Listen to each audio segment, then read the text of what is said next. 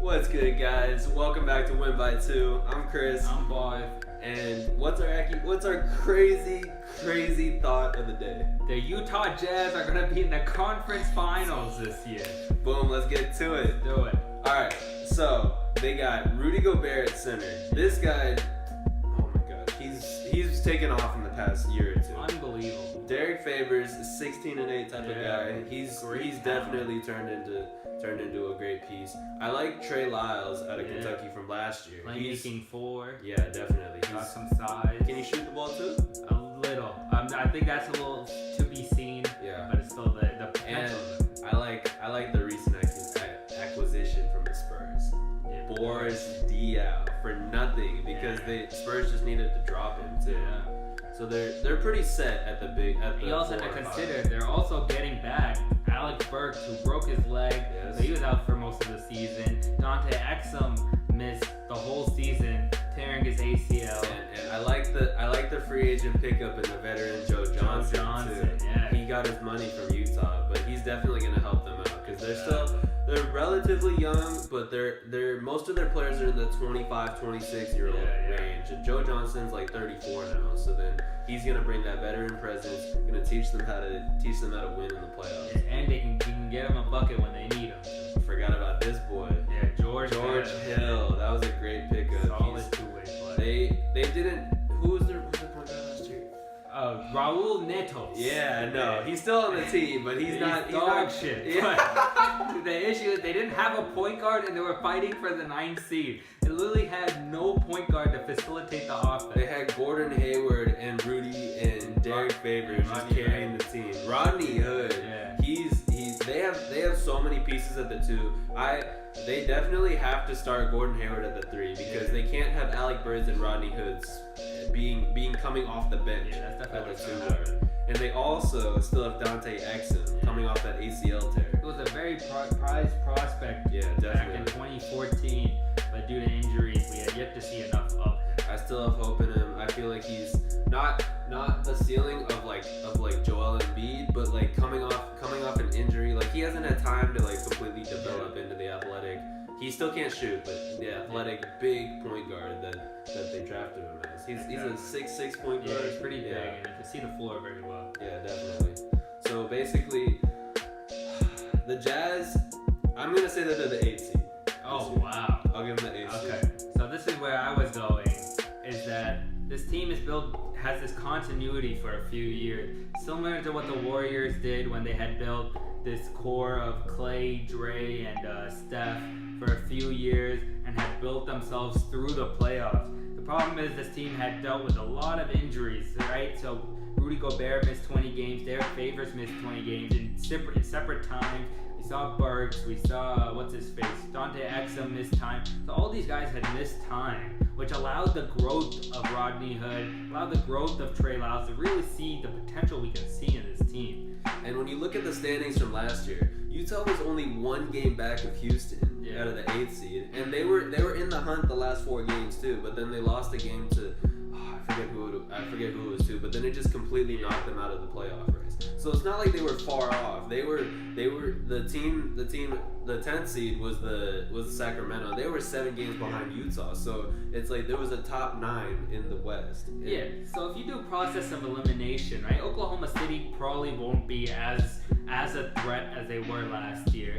Dallas, I'm just gonna go ahead and say they're not gonna make the playoffs right now. Yeah. Houston, they're iffy.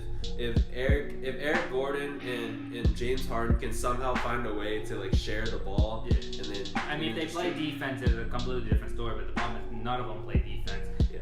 So really, the threats you're looking at in the Western Conference is Golden State, San Antonio, the Clippers.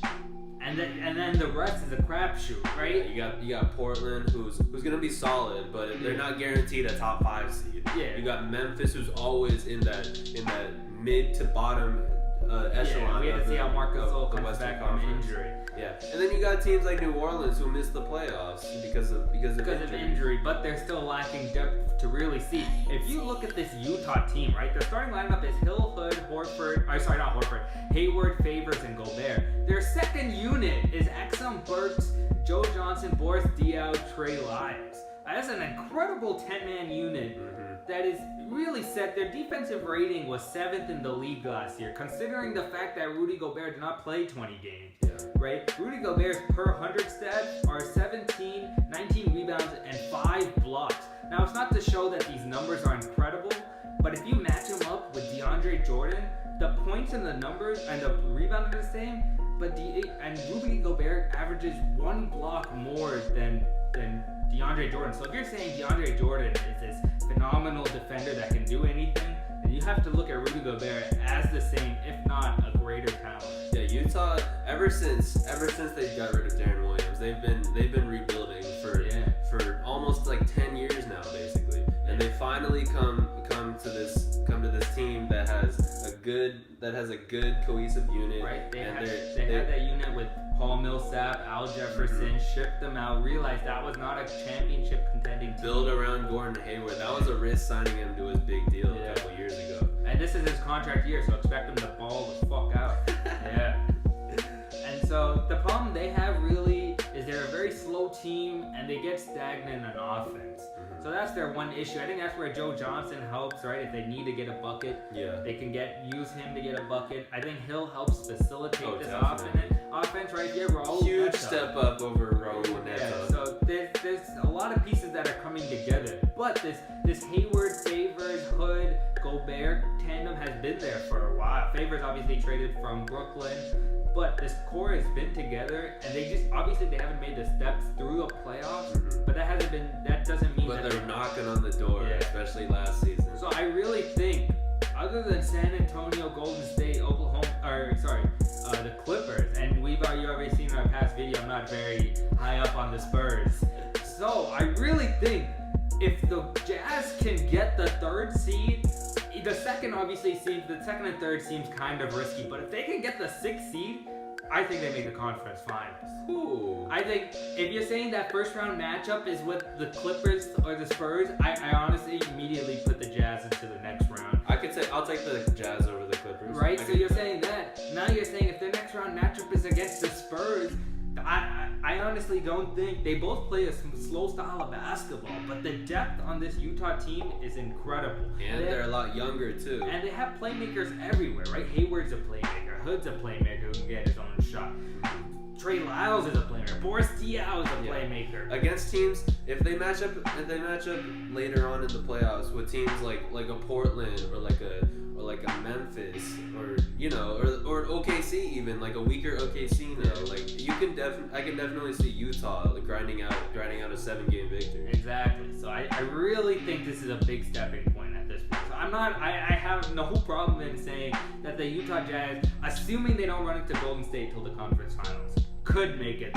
Now, if injuries take a play, which is obviously some of the reasons you doubt New York, Chicago's injury issues. So I guess the same could be said with this team. But if they're healthy, man, this defense is unbelievable. I just watch a couple games, and they hold teams to like 99, 98 points a game, which in this day and age is ridiculous. All right, guys, you heard it here first. Utah, Conference Finals 2017, 2018.